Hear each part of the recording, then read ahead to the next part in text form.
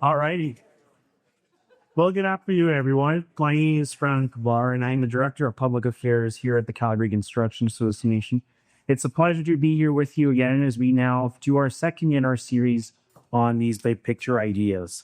Before we dive in, I'd like to take a moment to acknowledge that with gratitude and respect, Calgary Construction Association recognizes that we build and construct on the home of the Treaty 7 signatories, which includes the Siksika, Piikani, and Kainai nations, who altogether form the Siksikaitsitapi, the Chiniki, Bearspaw, and Stony First Nations, who altogether form the Ithaca, Nakota, Wichitabi, Stony First Nations, and the Tsuut'ina First Nation. Calgary is also a homeland to the historic Northwest Métis and to the Métis Nation, Alberta, Districts 5 and 6.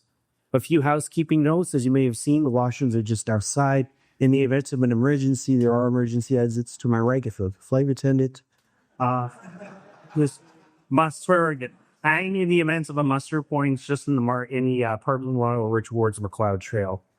I'd like to acknowledge our sponsors for making today's event possible: Whistle Contracting Ltd, Ushi 6 Media Group, Hub International, Ultimate Tradesman, and Claritech.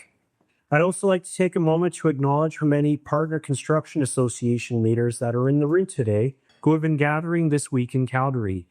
Thank you for your advocacy, your leadership, and for being the voice of construction in your local jurisdictions and across Canada. Thank you. You're welcome.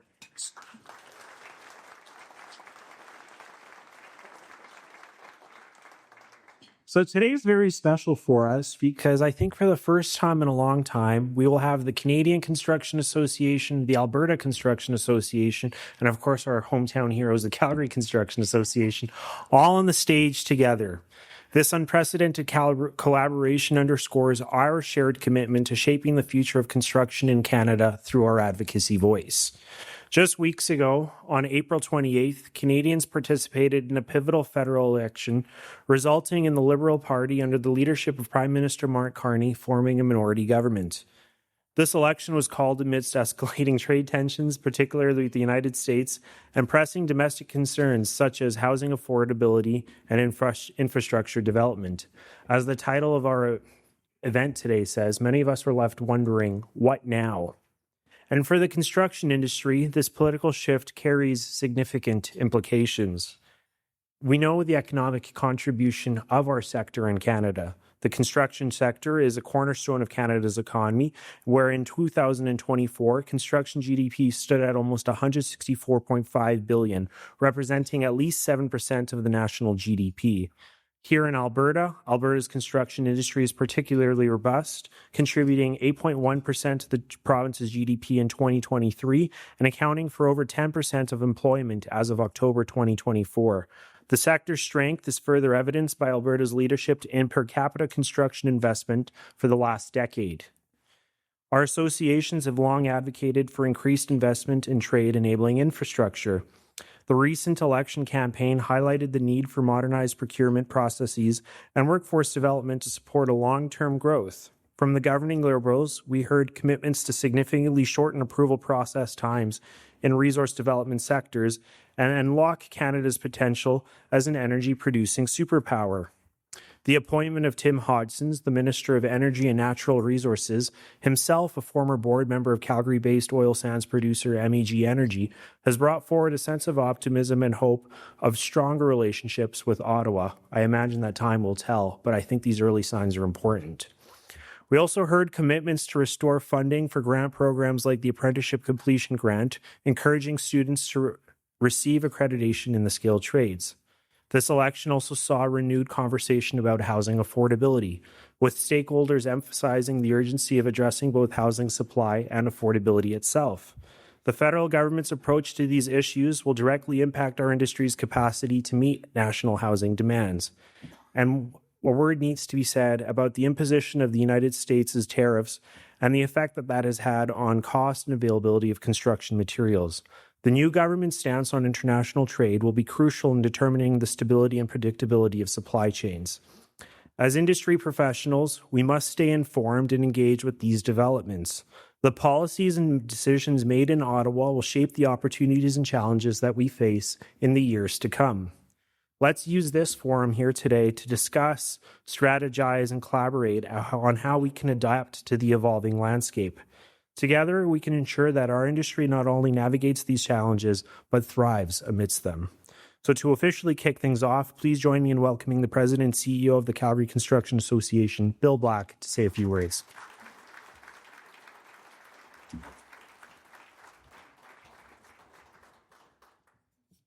Well, good afternoon, folks. As Frano mentioned, we just spent 2 days here with our peers from across the country, discussing best practices, some of the causes that you as an industry and members need us to take up on your behalf, how we can work together, learn from each other, and really be aligned in how we activate across the country.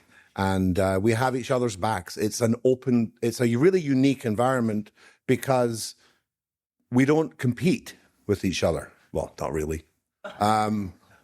But we don't compete for members.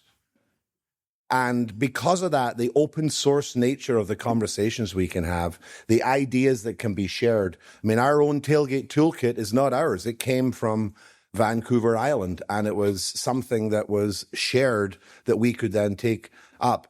Chris Atchison has a few other programs that he's pioneered that we have our eye on as well, because why would you reinvent a wheel that's already rolling really, really effectively? So a lot of work happens that you don't see, and the last 2 days was all about how we make that more and more effective. So once again, welcome to our colleagues from around the country, and thank you for joining us and being a part of this event.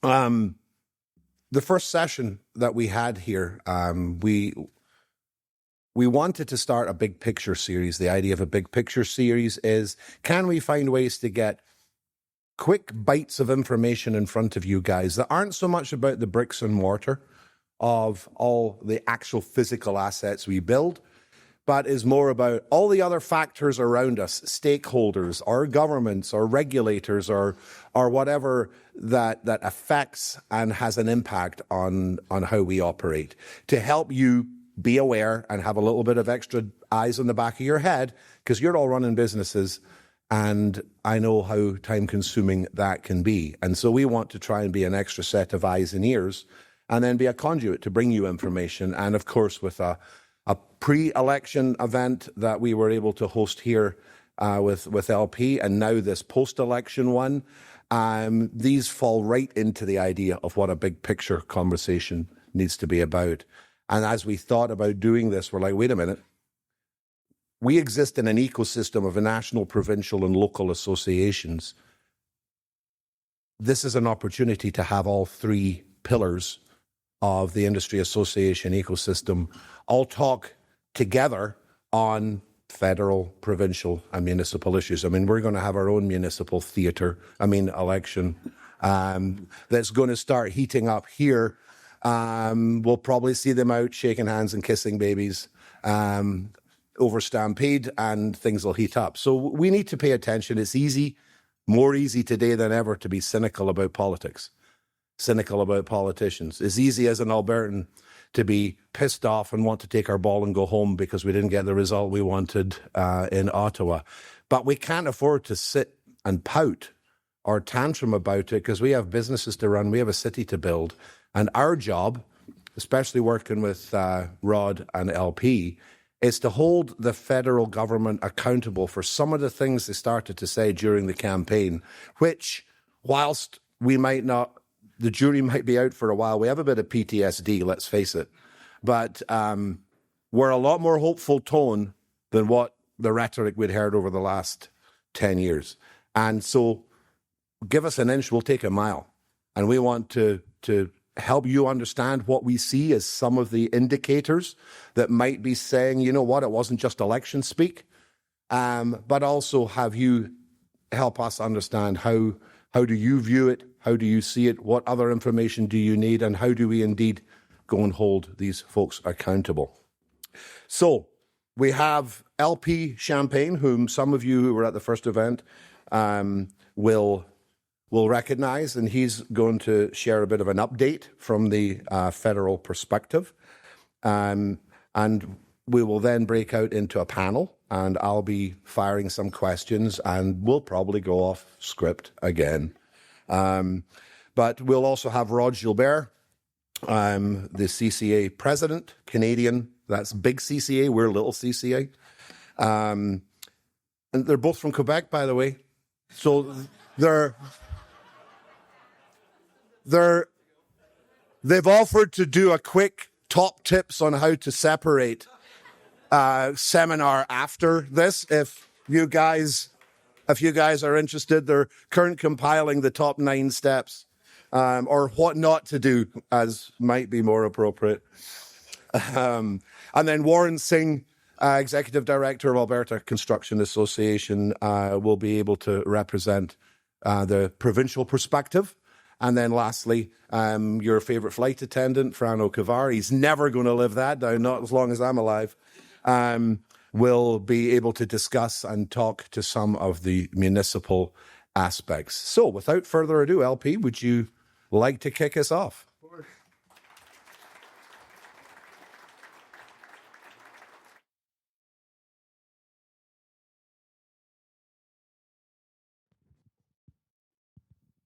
Good evening. Nice to see you all again. Bill, thank you for the great introduction. Thank you for having us again here in Calgary for your Big Picture series. Those are really, really important and amazing event. I'm so happy to be here back again with a great crowd, many familiar faces that I've seen just a few months ago when I was here talking about the election, right in the middle of it, talking about this sharp climb for Mark Carney and the uncertainty that came from the lack of government in Ottawa, but also what was happening south of the border with Donald Trump. Now, we do have a bit more certainty, but still a lot to learn in the next few weeks out of Ottawa, and of course over the next few months out of the US. Now, I want to start by reminding us of how critical of a time that is for politics, for industries, for construction. Just 6 months ago, Justin Trudeau was still Prime Minister. Nobody saw him resigning from office. Chrystia Freeland was a very strong supporter, presenting an economic statement. And yet, just in a few short months, the whole political ecosystem in Ottawa was flipped on its head. Now, I should give a warning. My first slide might be shocking to many of you. It does contain the two things Calgarians like the least, Liberals and Oilers. Nevertheless, I think that's a great point to start. Because whether you like Mark Carney or not, or you want to boo him later, that's fine. We'll have time for that. He did shoot his shot. He went from an advisor to Trudeau, someone who was rumored to be the next Liberal leader for almost a decade. I was a young staffer on the Hill. People were saying, oh, he's going to be the next one, and never actually turned out to run. And managed to seize the crisis that was within the Liberal Party, within the government of Canada, and say, actually, that's my time to go, my time to shine. And he managed to do that pretty sharply. He's not a majority government, but he's as close as it gets to a majority, and a very stable one, thanks to the results of the election, which I'll run you through, and you'll apologize. I'll be off stage for a bit. I run around. I just do that kind of thing. There's a lot of number on that slide, and I want to run you through some of that. On the left side, you have an image of the whole country with number of seats by province. What might jump to your face, I know we have many association executives from across the country here. Yes, there's 4 provinces that clearly have more seats than most, and they do represent a significant part of the path to victory to a government. And what you see here is a very, very divided election between two parties. It's something that we haven't seen in Canada for many, many years. And this is mostly due to the sharp collapse of the NDP. Only 7 seats elected, 1.2 million votes across the entire country.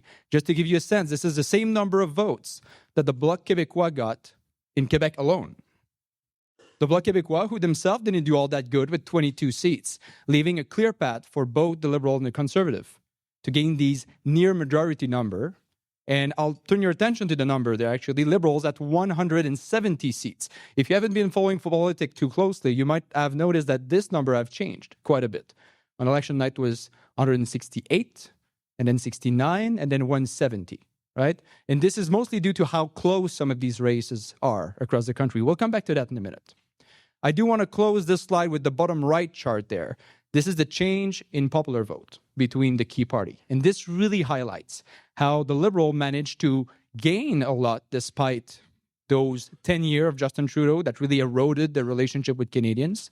Nevertheless, the Conservative did amazingly well, gaining numbers like they haven't had since the Harper eras. Why? Well, again, all the third party losing numbers, especially for the NDP. Let's look at a provincial breakdown. And again, I'll apologize for my colleagues from across the country. I've selected only 4 provinces, not because the rest is not relevant, but those are, again, the majority of seats that we have in Parliament. Let's go from left to right, from west to east, starting with BC. There was the last province to have all their number out on the night of the election, of course, because of time zone. It was a surprise to many of us, surprise for Liberals, to see the dynamic there. 20 Liberal seats, 19 Conservative, very strong support for the Conservative, despite what polls were saying. And this is, in my opinion, in great part because of the recent election result at the provincial level and the effective lack of a provincial Liberal Party and Liberal brand in BC. This has a significant impact on the Liberal capacity to form a majority. In Alberta, not a big surprise there, very strong presence for the Conservative Party, definitely a big battleground for them. In Ontario, however, again, same kind of dynamic, very strong number for the Conservative. This is really what gave Pierre Poilievre that strong edge that he hasn't had in quite a few elections. I'll come back and talk specifically about GTA because I think there's an interesting story there just on the next slide. I will close on Quebec, though, which remained a complicated situation. Keep in mind that Quebec doesn't have 2 or 3 party. It really have 4 strong contender for seats. The Liberal, the Conservative, and the Bloc divide 3-way most ridings. And in the NDP, this time around wasn't too strong, but normally bring these 4-way race. This is why a lot of these very sharp race tend to happen in Quebec. Let's look at those as some notable results, and those of these tight races I'm talking about, starting with the one on the top left, which is extremely important. Terrebonne in Quebec, near Montreal, in the suburbs. Terrebonne was a Bloc Québécois win just recently. On election night was Liberal, then it switched to Bloc, then it switched back now to Liberal. But do notice that it's a single vote that changed that election. Basically, what happened is that the result was so close, they automatically triggered a recount. That recount led to 1 vote. And now we're seeing something unprecedented in Canada, where Election Canada have decided they may run a by-election. They're evaluating their legal precedent there.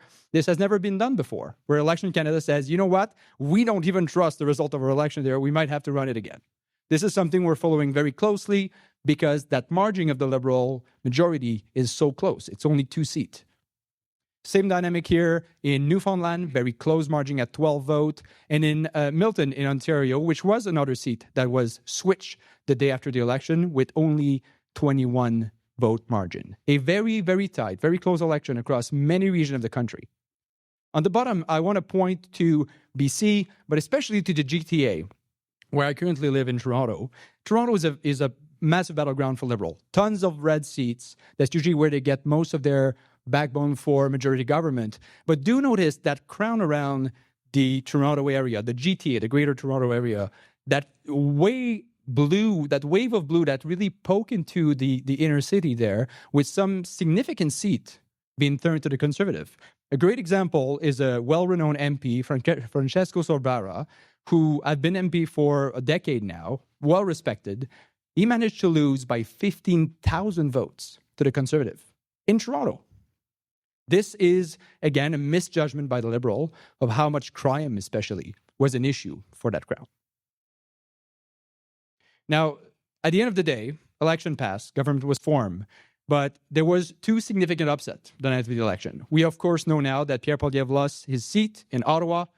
Many have made that a very dramatic event. The reality is that an Ottawa seat was not that safe for a Conservative leader, but also Jagmeet Singh losing his seat. This means a number of things. First of all, Pierre Poilievre going into a by-election here in Alberta very soon, hopefully, if the Prime Minister holds his words. But also Jagmeet Singh needing a leadership vote at the NDP. When will that happen? Nobody knows. Might be very soon, giving the chance for the new leader to build credibility before the next election, or they could let that slide for an extended period of time. But a key point here is that when Parliament is back on Monday, there is nobody across the aisle holding the Prime Minister to account. There will be House leader appointed, but there's no leader of the Conservative or the NDP with a seat in the House to stand up to Mark Carney and ask questions. This is going to be a very unique dynamic that we haven't seen before. I'll shift gear because I don't want to take too much time. I have just 10 minutes with you, and then we'll switch to the panel. But I do want to point out how interesting the election was in terms of a construction mindset. Not just the Liberals. All parties were talking about construction. For many years at the CCA, we've been fighting with government, trying to make them understand that construction cannot be taken for granted. Yes, we're one of the big industry in Canada. Yes, we've been building forever, and we will keep building. But we need to work together, government and industry, to make sure we can do that more efficiently. In this election, we've talked about housing. We've talked about the lack of infrastructure, about trade infrastructure, about workforce. And now what we see is government willing to take action, allegedly, as we form a new government. At the CCA, we were very proud to run the Construction for Canadian campaign alongside with the association here in Calgary and all of our associations across the country. This has been a great chance to be part of the dynamic in Ottawa, part of the language of party, and engaging with them. We've had great success with this, and we're quite proud of it. As a result, you'll excuse this very busy slide. This is an extract from the Liberal platform. None of that is policy yet. None of that is announced, but this was promised during the campaign. And this is the item directly touching construction in the Liberal platform. And this is what we're hoping to see once we get a budget in Ottawa, hopefully this year and in years to come. And you'll notice this is a significant number. 14.5 billion in 2025, going to 15.4, 12.6, and then 16.5 billion in the 4 years. Many of that have to do with workforce development, but more importantly, infrastructure. To every type you can think of. You want to talk about electric vehicle? Well, we got some of that. Expand EV charging infrastructure. You want to talk about healthcare? Well, we got some of that down there in critical healthcare infrastructure. You want to talk about housing, about defense, about trade? Every subject matter that Canadians cared about, they found a way to tie that back to infrastructure and promise billions in spending. Now, it is our role as an industry to make sure they stay true to their words. And we see these numbers in Budget 25 and in announcement that comes. I'll close on government transition. What's happening now? They won the election. They went to Ottawa. Okay, so what? What now? Well, first of all, we have a new cabinet that was announced just last week. A few key takeaways there. It is a smaller, more nimble cabinet, not as small as the one we had during the caretaker mode of the campaign, but nevertheless, quite small. A lot of new faces, which I must say I was optimistic about it. I was really concerned to see a copy-paste of Trudeau's cabinet. You'll tell me, well, there's a lot of Trudeau faces in there, and that's true. They are experienced minister. You do what you can with the team you have, but there's a lot of new faces and significant shuffle in portfolio. Some ministers have said that they feel disrespected by being left out of cabinet, but, too bad, so sad. What we do see here is a number of faces I want to point your attention to, and those are the 5 ministers I've selected that will be, in my opinion, most neuralgic to construction. The people we need to engage, we need to talk to, we need to work with. From left to right, the new Minister of Infrastructure, and you'll allow me to contract their title a bit because some of them are quite long. This is, of course, Gregor Richardson, the former mayor of Vancouver, now in charge of building homes in Canada. We'll see if that works. But what we're hoping is at least to engage with them and make sure they understand the need to look at our infrastructure crisis in Canada, the massive deficit we have that doesn't allow us to build homes because we don't have sewers, we don't have roads, we don't have the trade infrastructure to get goods. That's his job. Dominic LeBlanc, everybody knows him, he's been around forever, in charge of the US-Canada relation. We've talked about tariff at length last time I was here. It still is an important issue. We need to rebuild that relationship with the US, make sure that during and beyond the Trump administration, we can work with them. This is going to be his portfolio, something critical for supply chain of material. Joël Lightbound, in the middle, is our new procurement minister. That's the person that's in charge of all federal procurement, but also procurement policies with the government of Canada, which transcend down to provinces and municipalities across the country. We will continue working with them in our regular meeting in Ottawa. And same goes for Minister Freeland, now in transport, significant downgrade in her case. And our new Minister of Immigration, Lena Diaz, from Halifax. There's going to be an interesting group of people to engage, new faces in Ottawa, not just in Cabinet, but also in the House of Commons. Next week is a significant week for Parliament. The return of the House, the speech from the throne, a number of things will happen in Ottawa in the span of a very short amount of time. This slide showcases what's coming next. Just yesterday, we received a mandate letter of the Prime Minister. Interesting dynamic, not a series of mandate letters for each minister to say this is your priority. No, a single one for the entire Cabinet. This is the unity that they want within cabinet on one single priority, short list, mostly around construction. We're quite happy about this.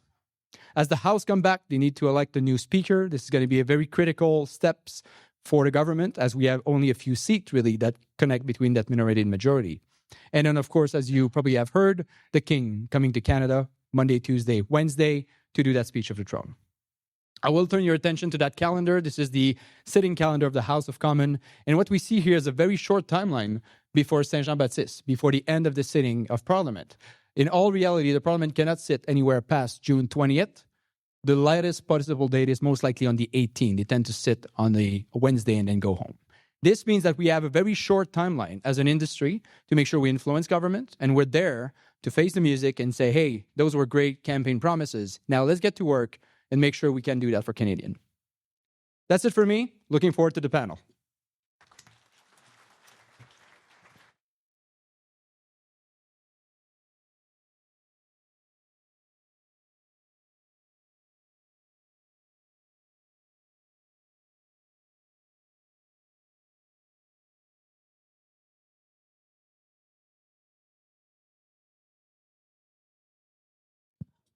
We will absolutely be hoping to get some Q&A and a bit of conversation from the room.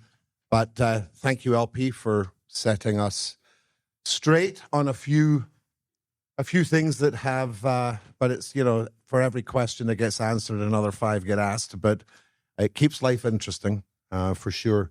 You were talking a little bit about the cabinet, and you know, you highlighted those cabinet members that were fairly directly aligned to our industry. But you know, are there other roles that speak to, especially from an Alberta perspective, the new Minister of Energy, whom actually is speaking here in Calgary tomorrow morning at the Chamber of Commerce? I would say the fact that he's here this fast probably speaks to a desire on their part to reinforce that it wasn't all just campaign talk. But do you have any thoughts there? I don't know enough about, haven't had a chance to look into his background, etc. But do you see that aligning with some of the comments that were made about conventional energy being leveraged as a path to clean energy and economic independence? I'm glad you bring it up. I was trying to keep that presentation as factual as possible, keep my opinion for now, so here's my opinion.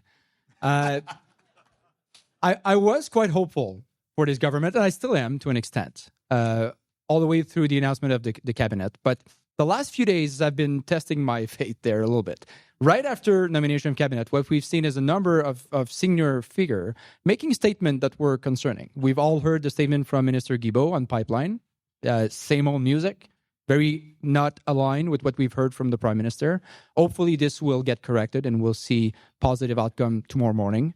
I think, as you pointed correctly, the new Minister of Natural Resource and Energy is, I think, a very positive thing for Alberta and for Canada as a whole, really, as we need to really have an honest discussion about the need to expand our economy and look at potential solution. His background as a banker and in the oil and gas sector and the energy in Ontario as well, we haven't mentioned that, but he used to be at Hydro One, will bring a very unique industry perspective on his front.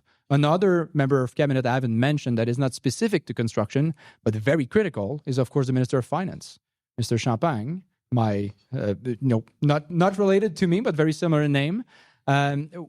We'll have to release a budget at some point, and that's probably my biggest deception so far of this administration. I was really hoping for a 2025 budget in June.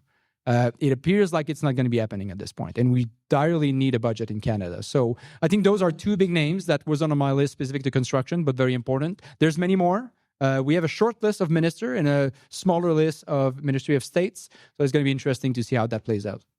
Yeah, for sure. And, you know, Rod, you've got, you know, many years of Ottawa, walking the corridors, etc. And, you know, between you and LP, it's pretty awesome from our perspective to have two folks with your background and the network that comes with that and the experience. But, you know, you've also been traveling around and speaking in different parts of Canada. But, you know, do you have any specific things that have piqued your interest in the first few weeks?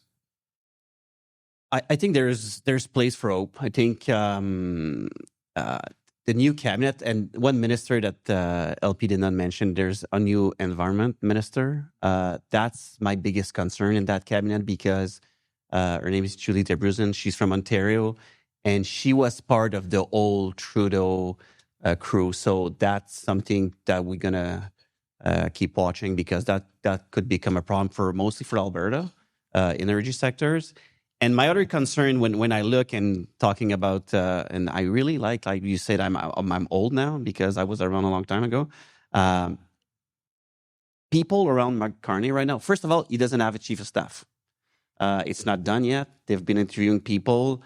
Some of the name LP and I, we know them well. We're hoping for the best. But some of the surrounding around Mark Carney are still some advisor from Justin Trudeau. So this is a little bit concerning. That being said, you all watch the campaign. It was construction all over the place. When you look at the mandate letter, really focus on 7 items for our construction, for energy related. So it's all good news. But it will need a lot of collaboration. It will need a lot of discussion with provinces. And when they mentioned during the campaign and even after saying they want to remove all the extra costs for building housing with municipality and stuff like that, bad news for the feds. They can't do that. That's a Calgary thing. That's a Vancouver thing. That's nothing to do with the Fed. So I think together, the three of us, the three organizations, will have to make sure that these people are aware, and we have to keep them to their words on doing that work. And of course, there's been quite a bit happening provincially. 9 demands and a few other things that have been going on. And, there's a lot of righteous indignation and, as I said, PTSD from, a decade of us being the ugly baby and the environmental criminals and whatever else you want. And it's been frustrating. And, at a time when Canada needs as much unity as possible to be realistic, obstruction to the machinations of our friend to the south. But, what have you been seeing? Because there was a cabinet shuffle here in Alberta last week, and there's been some ongoing rhetoric backwards and forwards. How have you been seeing the last few weeks? Very interesting, of course. And, the premier right now is a bit of a delicate balance to manage because she is going to need the federal government and need a strong partner in the federal government. So as she's going through her messages, strong messages or not to the prime minister, they also have to be coming in with a sense of collaboration. We look at investment in our province as a major factor, and it's really our driving factor. We need private investment. That's going to speak volumes if private investment stays out. And so if we're not able to get that private investment, that's where we start having problems. And the prime minister and the premier will have to work together to be able to do that. Our oil sands and, of course, our oil and gas industry is one of our major players here, of course, so that we focus on that quite a bit. But there's so many other areas that they need to collaborate on, whether it be wood products or it's going to be looking at agriculture and exporting agriculture. Again, the rhetoric is what it is, and she's going to have to continue to fight because we've gone through what we've gone through.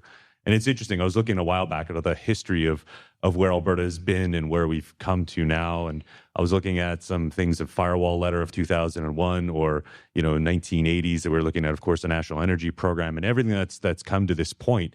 And you've got to understand that that's where our frustration is that we've just been through so much. We felt that we've been paying our way into so much for Canada and supporting a lot of Canada that we need the federal government to be a partner with us and help us to move our energy or help us move other products to other places as well. And it's so fortunate to have a national body here, local body, and working across the country as well, that we can carry that voice to them. So again, when you look at the cabinet that she had set up, none of the major portfolios are moved. One was split in half because it is large, but there was not as many shifts as you would think in terms of those to line up with a new federal cabinet.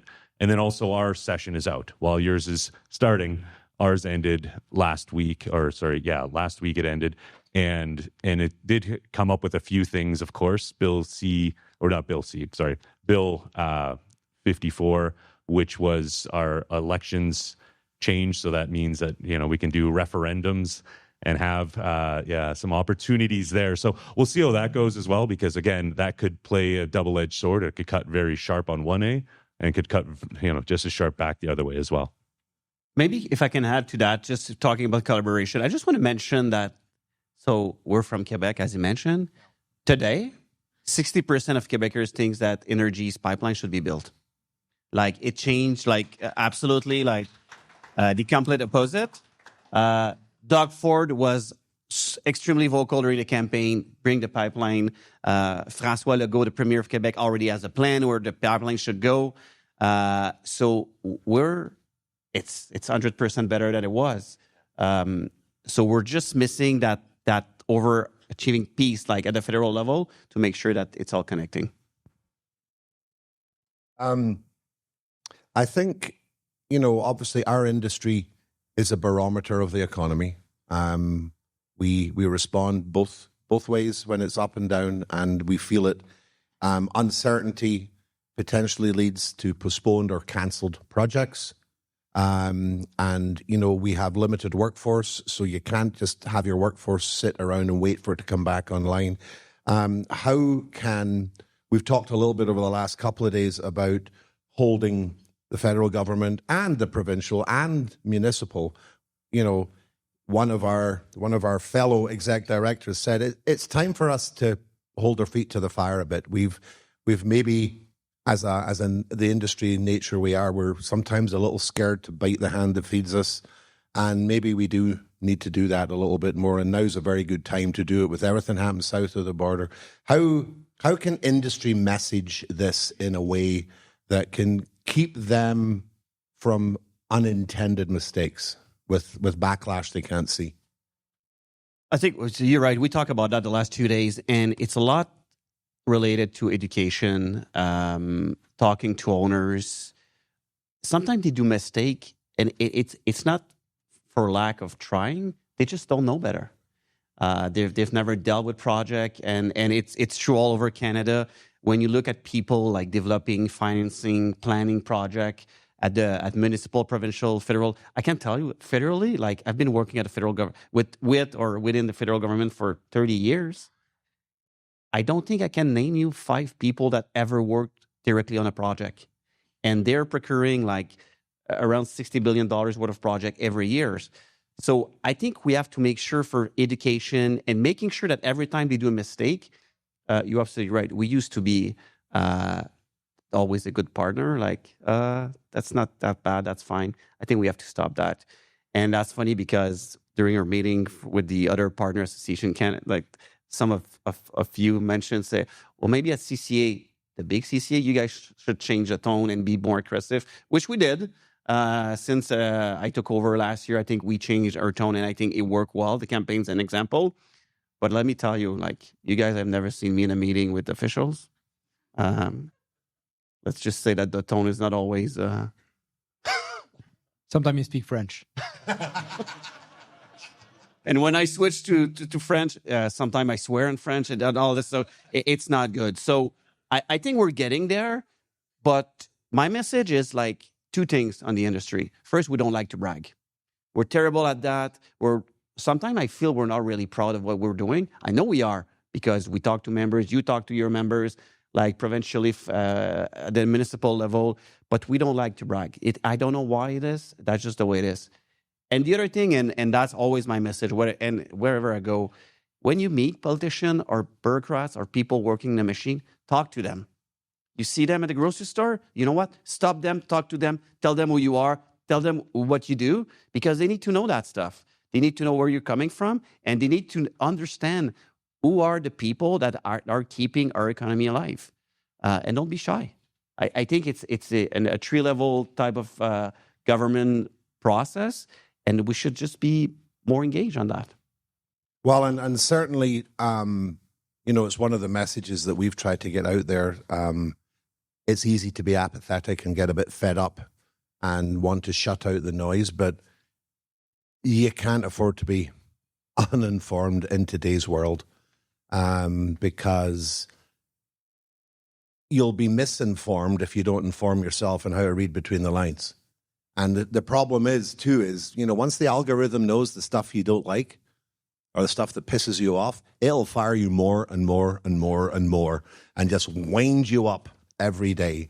And it's really important that, and at the end of the day, we're an impartial organization politically because we have to be able to work effectively with whichever government, whether it's federal, provincial, or local, and have a working relationship so we can pick up the phone.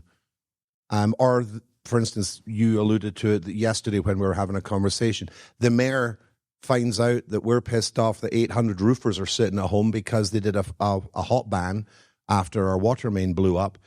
The mayor's picking up the phone and calling and saying, are you okay if I send your contact information to the fire marshal, who called me 25 minutes later, and by 9:30 the next morning, the fire ban was adjusted to allow roofers back, and shortly thereafter, plumbers and others who had been affected by the hot ban, the hot works ban.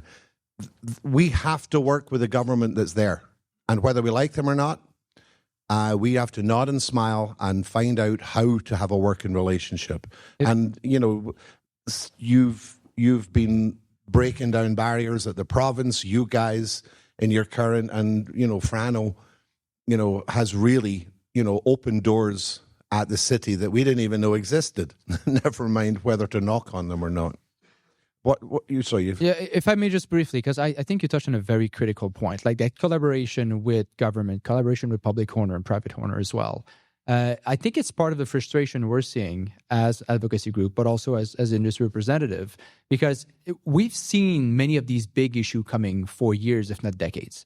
The workforce shortage, the procurement inefficiencies, the lack of investments. And we've been telling government time and time again. And in some network, not all, but in some level of government, there's been a great disbelief when we've seen projects suddenly receiving less bidders, higher price, more challenges. They're coming to us and say, why is infrastructure so expensive now? Are you just putting all that in your pockets? Like, no, we've been telling you for 10 years why it's happening, right? So this is frustrating. It's a problem in Quebec right now. They're looking to get, national conversation on price of infrastructure and asking why would that happen? Well, a lot of us have been telling them, and that collaboration is essential. So we make sure we don't just tell them, but we educate them and can really have that discussion. If I could just jump in real quick. Yeah, and it's been great working with Calgary and with our local communities all across the province to be able to get that voice and that voice heard. But we can't get it to that point of frustration. And I get why people would be frustrated. But you got to understand what's happening in government. One, they're glacially slow. And that's been the constant as well, as we've been telling them everything. Glacially slow on doing things. There's a trust factor too. They always think, well, what is it in, what are you getting out of this? So they're always looking at it as not a solutions-oriented thing. They're looking at, you're just trying to get something. And, it's good that you've had experience. I've had 25 years experience myself in the provincial side, working in both sides of the public policy development space. And it's really how you really get is this transactional approach. And you really start seeing the organization or the individuals as that. So it's building that trust. And then just the last point I would say is it's so much change is happening. There's just an absolute unbelievable amount of change. Like I was coming up here, I was trying to prep for this by reading everything that our premier has said to Mark Carney and everything else that's been going on. And it's just, it's a lot. But I would also say the change is happening below too in the departments. So you're educating someone today. So, you might be educating Warren Singh today. Well, tomorrow someone else may come in. It's Frano Kavar, and you have to re-educate that person, and you're having to re-educate another person. And there's now a shuffle happening. So now you're having to deal with the new minister. So all of that change, I get it, why there's a frustration, and we get it why that there is that level, but we've just got to be that trusted, respected voice and continue to kind of drive solutions home and make it so it's appealing and easy for them to be able to get it done too. Yeah, no, for sure. And some of the conversations we've been able to have because we first of all created a relationship where candor was possible, and actually be able to tell them in plain language what are some of the fallout issues that are happening because of their contracts, because of their clauses or whatever. And it's a bit of I'm not the most patient person in the world, and I'm like, Warren, why don't we just go in and tell them they're assholes? But he's like, we can't do that, Bill. You know, you Jerks, man. Frano's like, Bill, really? You went there? But Or my favorite, what Bill meant to say was. yeah.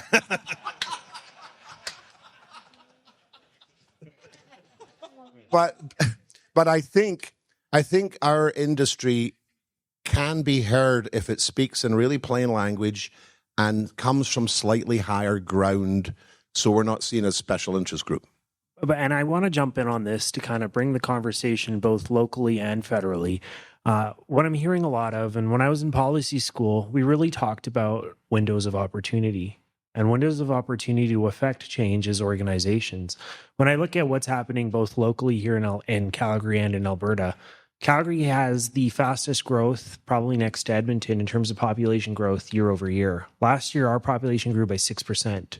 That's about 170,000 people that have moved here in the last 2 years, or roughly the size of Red Deer and then some. So when we're talking about what does that then mean for the provincial relationship or the federal relationship, think of infrastructure. Municipalities are in a unique situation in the sense that they don't have Section 91 or 92 powers in the Constitution. They're fully creatures of the provinces that they operate in. So what does that then look like for a municipality to affect a relationship with the feds when you have a provincial body that, for better or for worse, might get in the way? There's legislation in Quebec that prevents municipalities from directly engaging with the feds. And there's some legislation that's the rumors of it happening in Alberta as well. But when you have 6% population growth, when you have 170,000 people moving here, when you have a job problem in the sense that you have 5,800 vacancies out of 25,000 in Calgary are in construction, well, what does that mean? And where do you find that collaboration? And where do you find those policy opportunities that you're then able to affect change where possible? And where do you work with your partners in our associations to pick up what our policies and what our needs are? We need our members to engage with the associations to let us know what the issues on the ground are so that we can then advocate for you. And if we're hitting impasses with the government, to then perhaps take it to a media approach and tell the story and not just educate the industry, but educate Calgarians in our case, and frankly, educate Canadians about the issues affecting construction. No, for sure. And, you know, from a local perspective, our own theatre is about to start. You're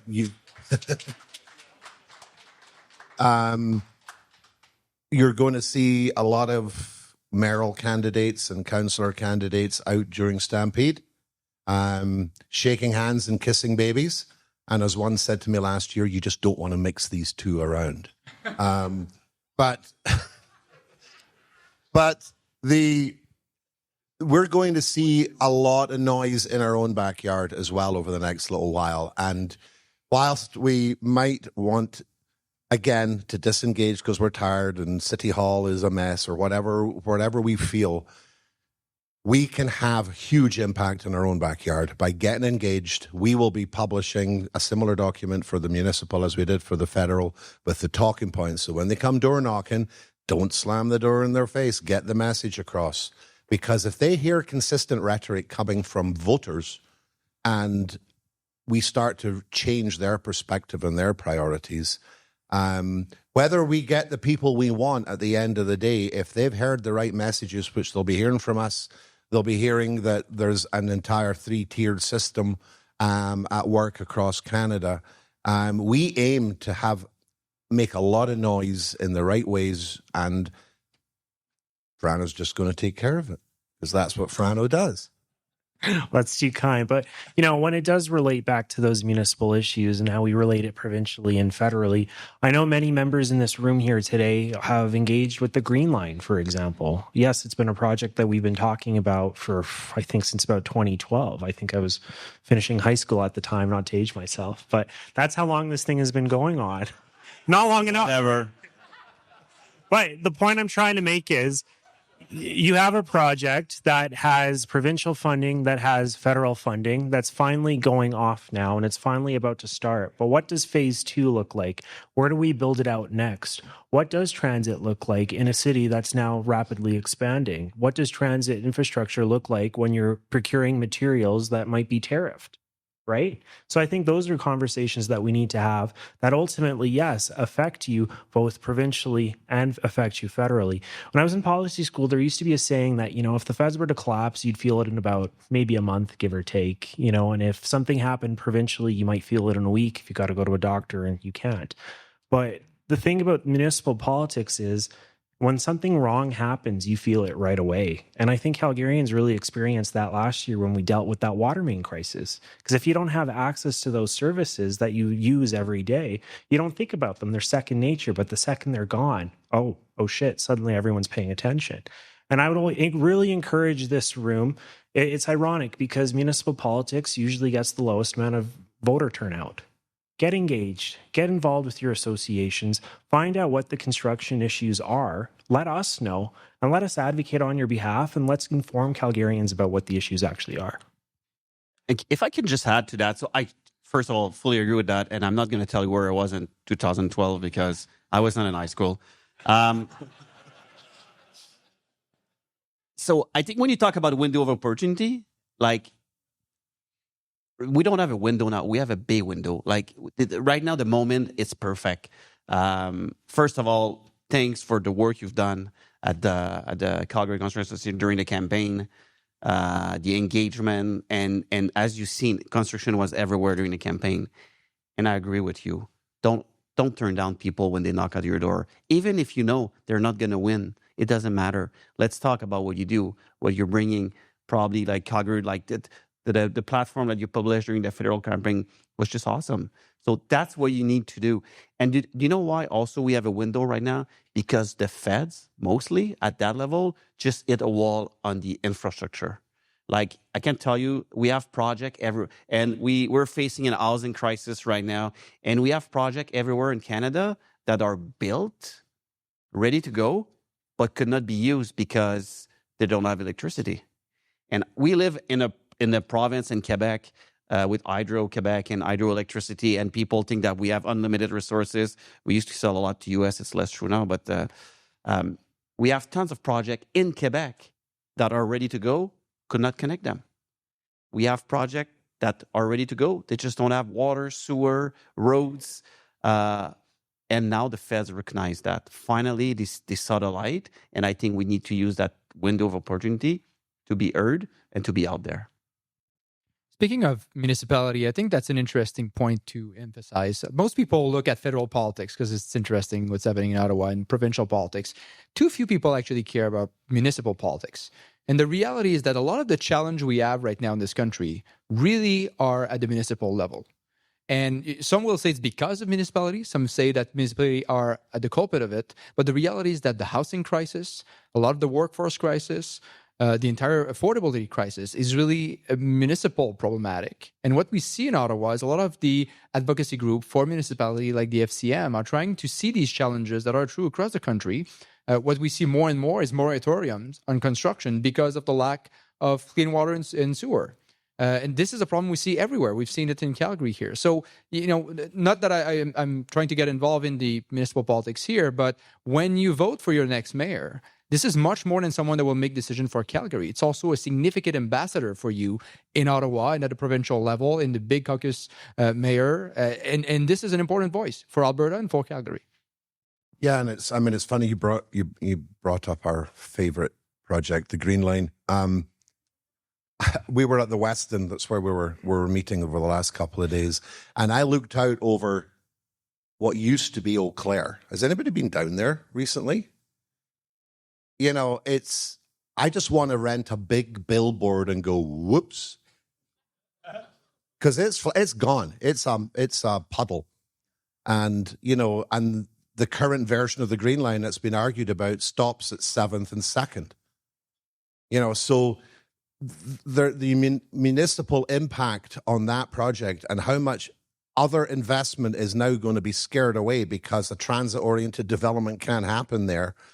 Yes, it's provincially and federally funded as well, so it has these three pillars of funding. But these are big projects, and it's not just whether you work on the Green Line or not. It might not be the kind of work you do, and you might not have a direct line to it, but it's all the other work a successful Green Line will kick off. Multifamily developments, other buildings, retail, all the things that transit enables as part of the pro forma that makes it a viable thing. And we've got to make sure, because a lot of decisions were made up front on the Green Line with zero input from industry. And that set a tone that we've never recovered from. They never had enough money from day one to do what they wanted to do. And they refused. The funny thing is, and I've learned so much and still learn from Frano, but Frano was chief of staff for a city councillor when CCA wrote its first rant letter. Well, sorry, I wrote CCA's first rant letter about how stupid they were being. 5 pages long. Anyway. And he's like, guess where we filed that? And so again, you know, that was one of the problems that I reckoned that I learned we had with the city. They only heard from us when we were pissed off. You're doing it wrong. Or we'd be pissed off that they did something without engaging with us first. Well, why would you engage with a bunch of angry people that are always slagging them off? And so, you know, going in and saying, how can we help?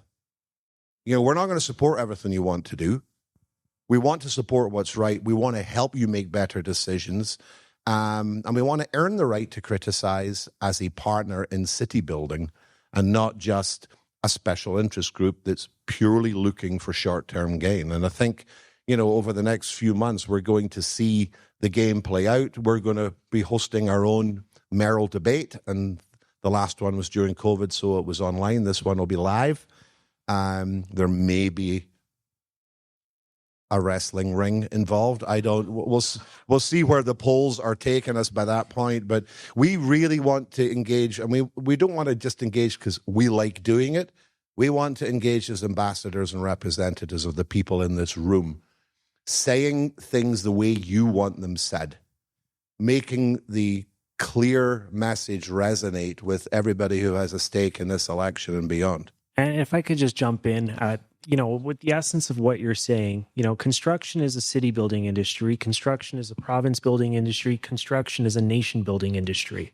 And now we have a window of opportunity again, putting that back, going back to that point where we can really talk about this industry as something that serves our society. And I think it's a really unique opportunity that we've been granted in the last 6 months or so, because it'll ultimately dictate what happens next. When we talk about energy and resource development, when we talk about infrastructure, when we talk about hospitals and schools, all of that is at the forefront. Construction is at the forefront of all that. And I really commend, you know, the people in the room, the leaders in this room, because ultimately it'll be you that's at the forefront of nation building. And that's what this is. It's a nation building industry. For sure. We did want to leave a wee bit of time for questions. If anybody has any questions or comments, tips, tricks, whatever you want to share. I need all the help I can get, as you know.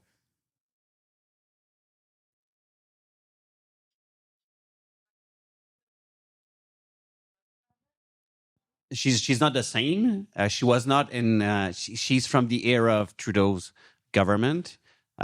She's a new minister. She's never been a minister before, but she's coming from that wave of 2015 group of MPs that were elected under the Trudeau government.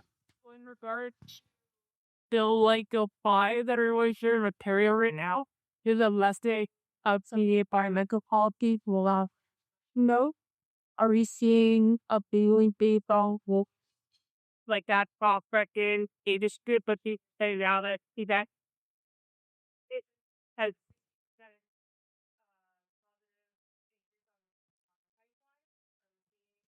Yes. So two things on that, and LP can jump in after. So what Ontario's doing right now, it's just amazing. So we're gonna give them credit.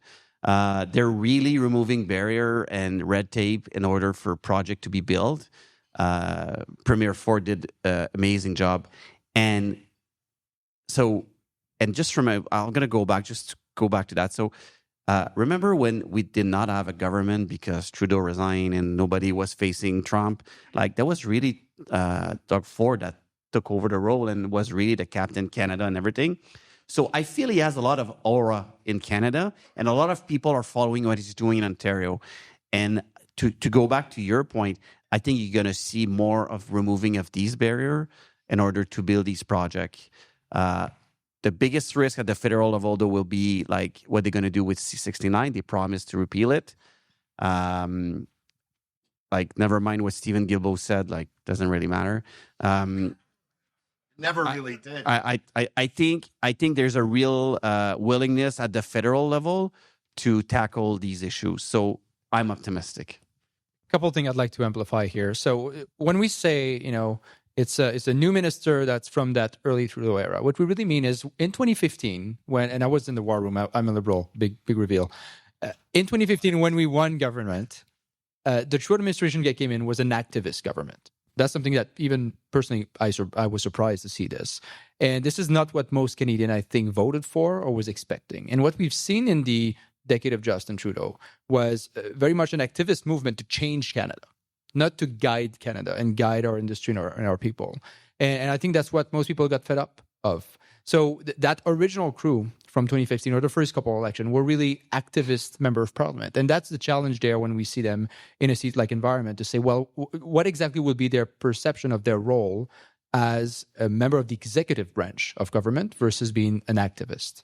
And I think that really comes down to how Mark Carney will manage his cabinet. And that's a big unknown right now. When I say I'm still hopeful, I think the statement that were made by Sean Fraser, by Gregor Richardson, by Guilbeault last week coming out of cabinet, that were all pretty aggressive statement, are a statement of ministers.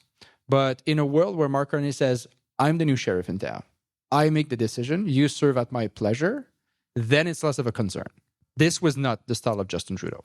And that's what we've seen over the many years where ministers were left to do pretty much whatever they wanted, often causing significant disturbance. Yeah, I agree with that. And the other thing, so just a mandate letter, it's one mandate letter for everyone. And that's the Prime Minister mandate letter. No minister's mandate letter. That's a big statement. He's going to run the show. The other thing is that he had the new cabinet committees. He has created a Build Canada committees. This is the first time ever. I've never seen that before. All the people on it are extremely strong minister. And I've been told by at few chat and with government official, and that's basically they're going to spend all that time in that committee because they really believe housing crisis, infrastructure problem. They see the same window of opportunity facing Donald Trump for them. Our industry is kind of the response to what we're facing. So I think it's all good news, but we need to see details. Maybe just a little bit on red tape, because speaking to what you guys are talking about, with the frustration, of course, that we've had in Alberta is that red tape. So the Impact Assessment Act, so that's Bill C-69, then the not having any tankers at the ports and anything else that we're fighting through that all the time. We've been fighting for that for the last 15 years plus to be able to get things moving. A couple of points. Just one, Impact Assessment Act relitigates things that we're already doing in the province. So I think where there's opportunity for the Canadian Energy Regulator and for others is to be able to at least harmonize as much as you can. And I think that's some good information that came out from Carney, at least some good notions that he's put forward. We'll see if he goes through with it, is to reduce those timelines, get it down to 2 years. I know that even sounds like a lot, but when Alberta Energy Regulator goes and they take a year or so to go through it, and you're having to go through afterwards, going through the federal regulator, there were some projects that were taking a decade to move through. Now, how is that going to attract investment into our province, into our country? It's not at all. We're not competitive. We're going to lose to countries that have similar type opportunities. The other thing, too, is, of course, is that we do have such a tremendous amount of oil, and it's such a great asset for our province and our country. We really need to take full advantage of that. There's 305 billion barrels that we have in our oil sands, and we can also recover. We actually have new technologies now. We can recover from even old areas, old mines, etc. So there's so much opportunity that we have. The frustration is building. We hope we can get the opportunities with the federal government through regulatory reduction, but also through just understanding who we are, like as a province and as a country. As much as we do have financial services, that's one of our bigger ones, we are a natural resource exporting and producing country as well. And then we can take full advantage of that through critical minerals, oil and gas, lumber, whatever you name it. We have it. We can do it.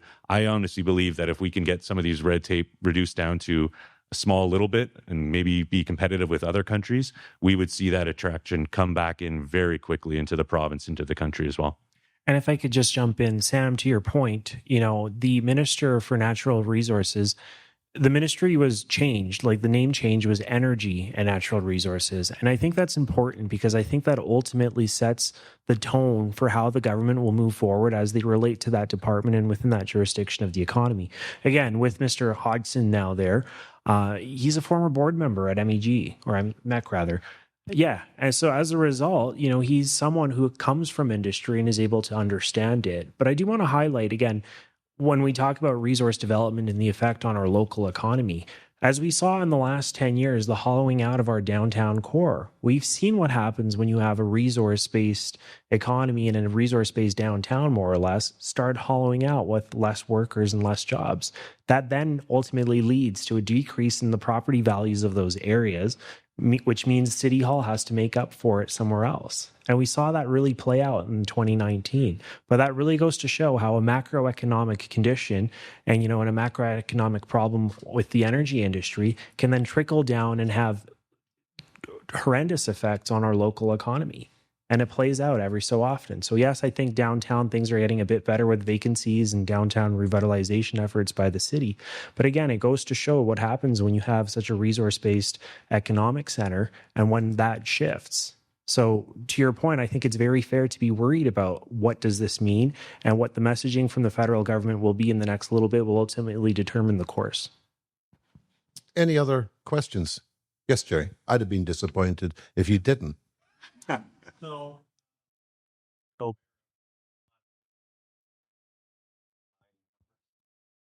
So, question, how do you get transitional change implemented, working, collaborate these people when their whole job, career, position, and do not understand?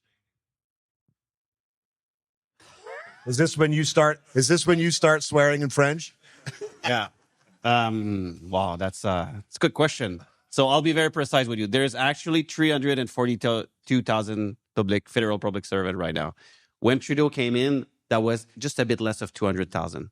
So that's a lot of people that was hired under the Trudeau government. There's a real willingness, I think, from the Carney government to change that. By the way, he appointed a minister only responsible for government transformation. And I kind of know what I'm speaking about because I know the person who's going to be in charge of doing all these changes very well. I think they're getting there. And I can't, even within the government right now, the federal government, there's a big bunch of people that know they're going to first lose their job, change their role, probably have to do something else.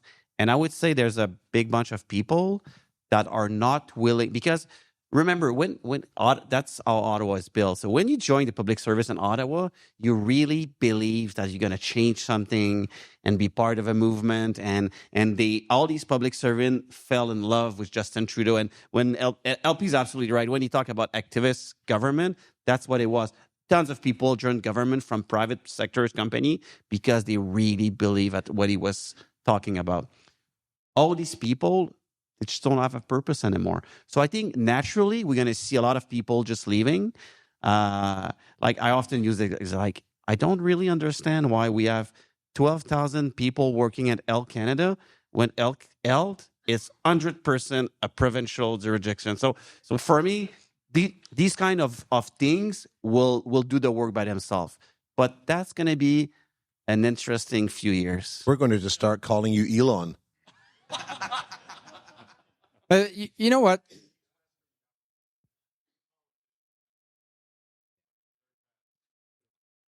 It's less true.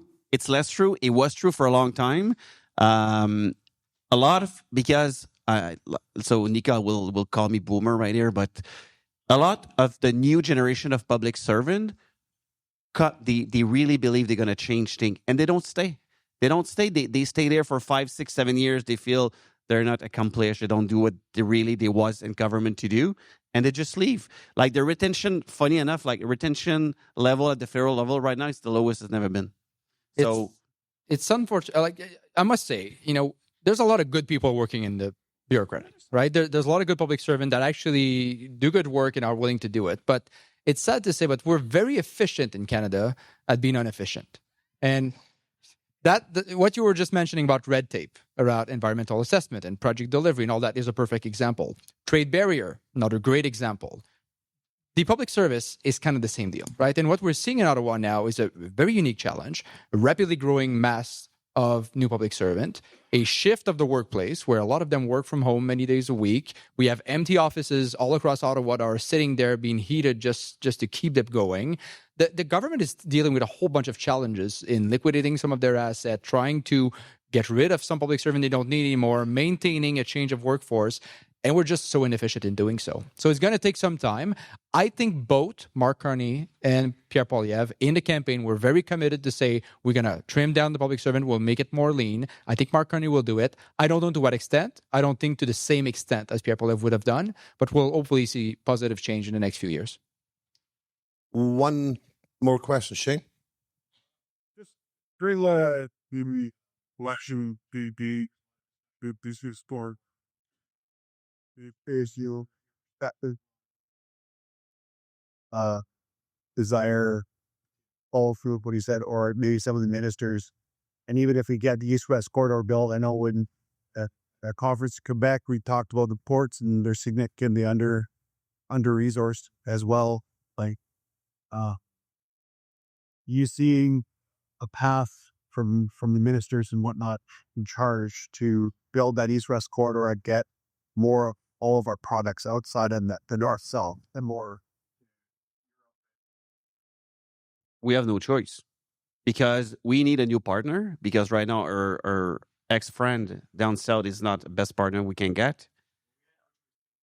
Yeah, I know, but that's an interesting comment. So the first Trump administration for Canada was not bad at all. When you look at data, numbers, economic growth, the first Trump administration was fine. We did. Actually, I would argue that was worse under Biden. Because I remember that the first Trump administration, I was just starting CCA, and it was all about like Buy America, product from America, from American workers and everything. All this went out the window the moment that they were missing woods, missing steel, missing aluminum, missing workers, missing company to bid on their project. And then they came back right at Canada. I said, you know what? We need you guys. Coming down. So for that, the first Trump administration was not as bad. Now we're a different war because, and the funny part, like Trump is not a war with Canada. Trump is a trade war with everyone. Like it depends like which side of the bed is waking up every morning. So we're in different situations. So we really have, as Canadian, as an industry, as a government, we need to find new partners. And I think that East, West, moving goods around, and again, there's a lot of education to be made because during the election, we had a few meetings with government and we talked about tariff because they were really worried about the pricing, and we developed model, but it's going to be so much expensive to build models. And I will always remember that comments from a public servant in Ottawa. And she told me, she said, well, that's not complicated. You just ship the steel from Ontario to BC. I say, do you know how complicated is that? Like, it's not like we don't put that on a plane and it's there the next morning. So we really had to do education. He said, oh, it's shipped, like how they're buying steel, like what it means. Because even today, and maybe I'm on my dead air, but I'm guarantee you, like if you're in Ontario or let's say you're in Alberta, it's way cheaper to buy your steel down in the state with full tariff than shipping the steel from Ontario. So there's a lot of education to be made. This is why, to go back to your question, I think the willingness is there. And I think we simply have no choice than to do it. I'll give you a specific example to that. Yeah, I was in Newfoundland just a couple of weeks ago. I think our Newfoundland Association is here still. It's easier for one of the contractor there to bring a ship full of steel from Portugal than taking it from Montreal. It broke my mind when I understood that. And by a magnitude of like 10 times the price. Montreal's right there. Just take a ship through the St. Lawrence River, bring it to Newfoundland. No, it's easier to cross the Pacific, despite the significantly higher cost of transport, just because of how the supply chain is supported. So for them, when they hear the federal government say, you know what, we don't want you to just stop using the US, we want you to stop using everything outside Canada, they freak out because the price of their product will explode tenfold, right? And I do want to address your specific question, right, about the willingness of the Liberal administration to actually build energy corridor. Let's put it this way, more broader than pipeline specifically. I think we have every indicator so far that are positive that Mark Carney was true to his word that he want to build, right? The original press conference right after the election, he reiterated everything I put on screen earlier and say, we actually do want to build big infrastructure project in Canada. The mandate letter was saying it's going to be the most audacious investment that we've ever seen in this country. Now, I would say there's two things left that we need to know before we can really make our mind on is it going to happen or not. And the main one is happening on Tuesday, and that's the speech of the throne. After the speech of the throne, give me a call. I'll tell you what I think. But if we have strong language in there that says we are going to build energy corridor in this country, and this is how we're going to do this is a very positive message. And of course, the second big point will be budget 25, which we may not get in June, but we'll get in the fall. And that's going to be a very critical point in a juncture into how we get our oil to market. Because it is a fallacy in this country that we still cannot get our oil, and we're stuck depending on the U.S. Meanwhile, on the Atlantic coast, we have a whole bunch of refinery using oil from abroad. It's crazy that in 2025 we're still having the discussion. And it, just to that point, it's going to be massively complex. I think that's the biggest issue. So politicians like to say a lot and they like to promise a lot. I think when they look behind the screen and they see all of the things they're going to have to do. So from a provincial level, where's siting going to happen? Discussions with Indigenous communities, discussions with municipalities, all the environmental conditions and everything else that needs to be done that's put in there. I'm hopeful that they're able to do this, but we've seen a couple of examples where this just had not worked, even just to get even to expand. So the Trans Mountain Expansion Pipeline would be a good example. There was 160 conditions that were put in by the Canadian Energy Regulator. They met them all. Okay, go ahead to start moving forward. Well, no, now then BC, the local, regions had issues, and there was issues across the board that started coming up and popping up.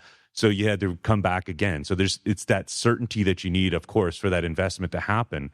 But that means then everyone along that way and where that proposed corridor would be aligned and also willing to do this. Now we have high level support. It's when it gets onto the ground, when you actually have to start saying, okay, well, that's nice. You have that regulation or that bylaw municipality or, hey, Indigenous communities, we're going to need to, get you on board with this as well. And what does that look like? Because they're equal partners in this conversation as well. So what is that going to look like as you start hitting the rubber against, to the road and moving forward on these things? I'm skeptical and hopeful at the same time. We'll put it that way. Shane, though, to give it a local perspective as well, and what often gets missed, it came out a few months ago, but Calgary is emerging as an inland port. And when you think about it, you had Stony Trail come online, you had Deerfoot Trail, the advent of warehousing in Rocky View County, and the whole concept of this prairie economic gateway. I think we're seeing the ingredients to set us up uniquely as an inland port as the nice kind of halfway point between Vancouver over into what could be the port of Churchill in Manitoba down into the east. So I think the conditions are here as well. And I think it'll be an interesting thing to see what does that then mean for, frankly, construction and commercial construction, because we'll see an advent of an increase in warehouses and capacity of rail expanding and ultimately in warehousing. So I think there's a lot to be said about what the conditions will be for here and what that will look like as we embrace this prairie economic gateway. Thank you. Well, I believe the bar will be open for a wee bit longer. So I won't keep you from it, other than to ask you to join me in thanking LP, Rod, Warren, and Frano.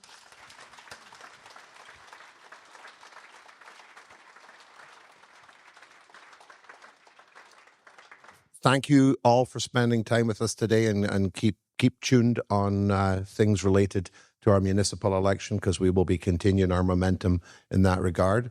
Thank you to our distinguished guests. I was looking at you, Chris, when I said that. Yeah, it's like, really?